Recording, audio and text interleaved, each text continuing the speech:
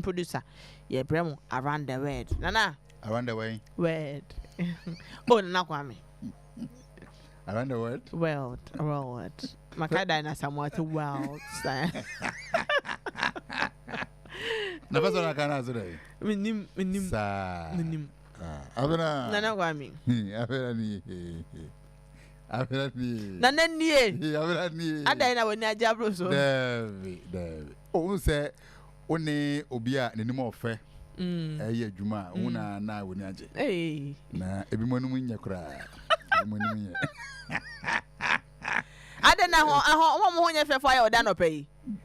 Dabi o. Wo mo nya fefo a mo ayo de mo nya fefo na kwa me nya issue. Dabi menga. Mo nya fa association. Omo no be nya issue. Omo kwa mo nya association o me bo a. Dabi mo ni no business bi. Ada na mo tia mo so mo tibi. Dangerous. O so ya ho nya fa association. Dangerous. I want ever ya ye ho nya fa why ya ye ho YYH nye fa ya ye ho we cho na me hwe ya Y H N nye fa association a say YYH N A ebewa ya ye ho nye fa association o ta mutiku o I want to be leader. Che de ho ho pa na be do ma Ye hwan me ntumi nche me ko ni me nka ho mo ba fe mi na me hwese me ka ho a me nka ho me ntumi nka ho mo fa nche ho nya fa nya bone hwan na be leader enya o choice I say you bold na tumi kan o hwan na be leader nye bold no let me ye bold and dey you bold me nye bold da mo nyina mo nim se me nye bold da na mesle on ko fa so mre me hweso na dey de ba fa to dwa na etifo ye kira mo pa enti mo ho ye fe no mo association no enche your sister Felicia obi send me message so on pair off now we there me mo obi edin so me mo obi edin na na mo send message mo you are threatening me I say moi na omakosene twene kama no so twene ya asini wa ho ye fe na obesua ado sorry ya akone jolai ne bo afu tell me dem pesa mu ade no obi amodi na mama rehye bre bi ne ho kani birthday Jasper Jonathan Ejay Kuma wo wish no se ne bestie Lavender Ado who churches at Watered Garden Water Suman happy birthday Jasper Jonathan Ejay Kuma say Lavender Ado okwaso eva Watered Garden Water Suman almost for ne friend prophet Achuma na say oh no I honor Lavender kwa sorry and that's your so for the birthday. And on the Lavender di birthday abom. Dance man. Yeah, dance man. Almost of the prophet Achuma Nancy. Aye, Jasper Jonathan. Why we share sorry, why we share so for. Jasper Jonathan Ejay Kuma or we share or say the bestie no. Or say the bestie. Okay. Na we mo papa say be ma fa oba bestie there. When the be opa. Me dey want to me fa me boy bestie no credit e ba ko pe. Oh, I didn't hear. Want to me fa me boy be. Oh me boy no ko nim say want to me fa bestie. I didn't hear. Wo hunu bi pen bi afa na ni pen. Say wunti. Me ma won fa me boy bestie. What so afoku ba tena ofie. How? Bestie no aye opposite. Enkomo be na mudi. Enkomo bebre. E bi ne den. Enkomo bebre. Mo ye me hye bodwafo. Enkomo be na mudi. Adana oba fa be ma bestie. Why? What is the rationale behind it? Dey na ekoso. Madi nkonkonsa dodo. Nti onkonko for ba. Enye me boy, e na me kan me de, enye me boy. E na onu say madi nkonkonsa nti me de me pe me madam for me srew. Obo so ni je ho, say onu so oben besi. Onu ko timi ko ba ko besre. Oni je ho. Ni je ho pa. Okay. Mami, okay. Nana Kwame. Abena. Yeah, to us. Okay. Abena ne wom nie. And around the world, you know. Quick, near Yambon quick. Kofi Kinaata, releasing the EP. And EP, no, a dinner that's all. Me, okay. Robert say, you started with this. And you know, Gloria Safo, I can send me, say, unim no. Hey. Or actress. Actress, a kukudam, Kasepa. Yes, I am. Rastafari. Gloria Safo, I can send me. Abena, reading my Ghana for. Safety of actors whilst on sets are not prioritized. And you prioritize because actors na munu serious. Hey, atemo modu. Yes. How? Good. Abena. Nana. Executive producer Babe Fowl. ono bo adwumadi no ka producer orina adwumadi no esi ne nice so director or directing movie production manager or not to be no so want to me and set it out in never be and chums way na me pe anyway na mempa on me foul because some about set so ever be movie na insurance be any ho na me bana be to me a me na be muka and say mo safety no amount for nwe ho if you don't value your own safety nobody will value your safety for you value man so now chene say na mempe say na mepe good sa no no so aye nhehye no wo set no so wonderful say na me so me better me say na de na wo ye no ye very bibi work hazard also to ye so mon kan ye kura wo na hye won sa bibi aba wo so na si wonderful into wo director na say wow you producer na wo kan na also no so producer na say director na so making sure say all these things are in place into obi bakura na say opera metuma ye ne makakra say e dia support no omo no adwen wo mutu bebre na adwen wo mutu say omo pese omo take advantage of you okay into wo na say we are smart me blame actors ni because omo guild na ebetuma fight enyama we am omo guild ni kra e bugos enkoye ti say omo guild no omo court yes ni assembly that court into who is fighting for them who is fighting for you and you know say mo ko set so na say mo safety no omo taking it serious it is unto you the actors I am more what's mo call a demonstration say omo betumi aya nka bebo omo a omo betumi to omo na ma bebo omo a yes because mo na mo use no omo create content no and they are getting the money yes even though kwa omo betu ya okade but it's your skills and we image and omo create content and omo making money nti wo no say want to me and to fie ya obi a ono ko na ono be ma scan na so we expect to fie on to that it is on to them omo bet na ho na amanfo tisi omo a omo san abena yemo wurem Kofi Kinaata e release ni EP ni di Kofi ni EP ni Kofi nti no ne ho ye me fe papa brey onyese ne ho ye ofe ne ho ye fe so be se me kama me ho bia na obi ti fina ne ho nye ne fe wa obehu abrantie Kofi Kinaata o se ne ho ye ofe no na oni so abu ne ho fe me share na twice ba ko airport ne ho fe na akwabo a wedding so be performing na hwe ne color pa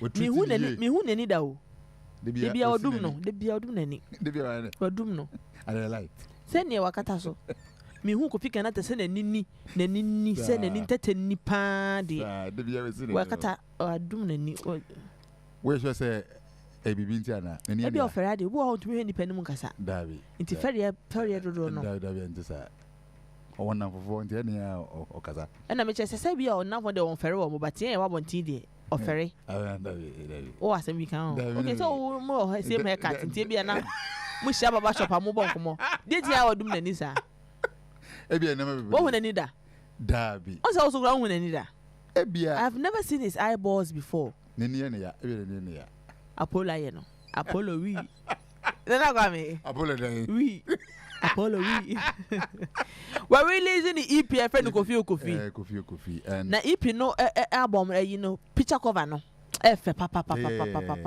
efe na wo chire mu yes come up and unim our artists are me adman no because for all this was I saw bonum no single nkwa no release onya album da onya EP da and ni single bi aso hit they just imagine say obaka kanina boom no the two songs bi account say album na say dem mama so me pen asem ye na botra wo manwom over time won rush yeah say be take 3 years kwa no be religion ba ko hu say ye quality and proper wonderful he doesn't rush to do music Kofi Kinaata say wa pre ne ho go studio dey pen ne ababo ntine be twetwe aso anyum timeless onye bi da anyum ya do be asa anyum timeless evergreen your body say yes anyum ni Kenya oh nanye azonto munyuma ya omdeba anya nyuma nkoye kra Robert ka say azonto di nyuma abanti ya minti we anyum azonto ben ankasa DJ azonto DJ azonto o da se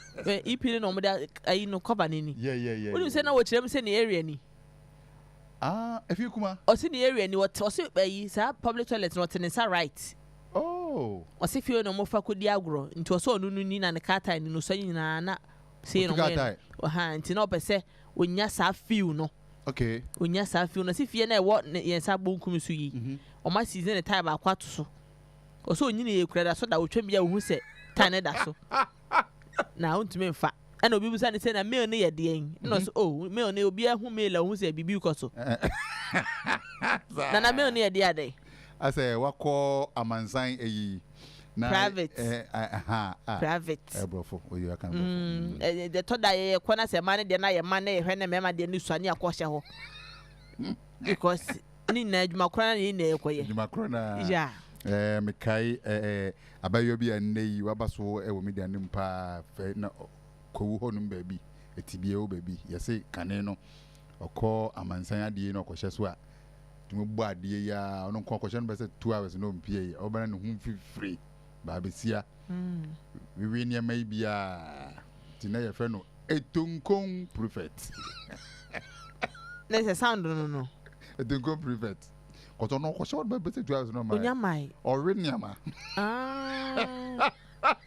oye no aduro opunu ne ho that's the right opunu ne ho no pa zama and no a big one that no pa sa yes or a big pa me pendi enti I dey modern ba me de me go bisa because me pass am it go private and you're big pa o popular asem ye ke so onya hu video no be say matter no okay sa it go private e ko dai and a big pa and I enchant to come prophet go chano na bo ni say ending you want the sal house why dey sal house na Kwame story ye ho story o prepare enyagro o prepare my morem Nigeria ni bi or content creator and I see on the content no oba ko sha adakem e o create no content why oba TikTok live also 24 hours oye wie na TikTok for say yo ya that's ya ba no no because sir that this style of content no ya the papa why would you tell me to work share the kim or the fun you now have fun the done chen yeah work share the kim say me create content me yeah TikTok live for 24 hours telephone or then charge you know the power bank coin I'm sure why would you even play with your life like that? Why would you play like this? In the name of I'm creating content. Why would you play like that?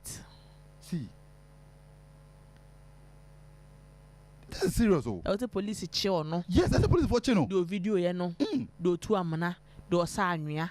Do post ye. Omo comment ni nyina no omo like nyina police hwe omo nyina chi omo nyina. I don't content nko na create. Why would you do this? Why? I don't content nko na create. Enti we create content ni we no. And those who owns TikTok no. The platform now with this we say okay yaje ade. Kono kwa o Instagram. Kono ko sie wo Instagram. Ye hia wa ha de ko. Ensign. Tu be sha say 0. This a wo appeal. You see enko no. Enye is o. Just wo appeal. Na way for what? They no be the ban wo. Adi obi enu atwa na ka wo so. Nti why are you doing this? Oh. Some unnecessary attention bi onu ma enye kura ye nyina ye hadwe ye nyina ye pre yo dabi ye pre do what is the essence of doing such a video? What do you want? What is it teaching somebody? Yes. To da nye nyina na teach dey bi wa yesre what I say, but what is the impact your video is giving somebody? Of course. You should ask yourself before you take a phone to record. Aside this being a funny content, you know, you should be able to impact 1 or 2 people. And the info will impact you. With encourage. What are you doing? What are you doing? Say, what could I do? 24 hours. I'm doing a live. Look also be at so so crowd there. Look I say so. I'm banning. Content phone create. I'm banning. Abena. Nana. I say ndra ye can send me ha. Ja. Na messages. And some dey can be there highlight mami. And some dey. Ndra ina ye can aba papa bia o ka say o den say sum na no a say oba a lawyer to sum ne bo pa. Yes, and women can only be loyal to men more feelings no matter your money. No matter your money. Yeah. And ben more feeling pen or bit my lawyer man. Yeah. abena comment aba no ense ni bi ho no ma comment aba won hey e wo hin ma me hwe Facebook comment yesterday I'm like hey and people are among for omo life history say ebi kura to omo pen obi say oni ni kun jai because of sadie no on say na wo kan say oba bi ho no ma obi wo ni de aduane kura ba on twa wo ne sa ha yes. we didi agya wo was similar thing and based on that no kura oni ni kun jai mame nkope comment ni bi mbra etoda mobile class e kira dia ni bi mu didi agro na Kwame efutuo bebre utu amafo fofa o oh na Kwame me se oba se do si didi kura che se onya wo befa wachi se ma chechire mu nyina won ana hwe comment ni bi in fact she is speaking the gospel truth with a lot of wisdom omo se nyame so no kure pa na wo kan no yeah nyame so no kure pa na wo kan no obviously you are really making sense, girls preferred, because my wife will always wait for me to start eating before she puts her hand in the food to eat. We always eat together, and trust me, she has been very loyal to me since we got married. So you see? Yes, okay. Yes, in a sense, you know, because man who say, "Udi bobi, bobi mano, bobi mano." Yes. Yes. No come ya welcome. So what I say, William Akoto say hi folks. What the lady is saying is absolutely true, and I can confess with my previous marriage. Obviously, I cannot say with his previous. Let's say a jai, but to me I can't. The work I say no crepa. Name Canadian no cre no. Yeah. Obviously, though funny, but learn something from it. When we had the opportunity to eat with our fathers as case, you dare not touch the food before your daddy. Yeah, it's true. What I say? It's under no crepa. Hey, now oh me di obi se na me wo say dwa na ba na me wo sa ba. Osa say. Osa do kodina. Osa enye fie na wo so didi. Oh osa so ye koda ni ye ko restaurant ko didi. Oh osa pepa no to yem no bi pe na wo osa pepa no to o bag ma na wo yem. Edwane ne maye no na wo bu na wo num so na ntim yem. Na bi na obi oni obi ko didi no o de yem kom. E na eba. Fita na pa na eko aba opre. Na ko na edwane na sen.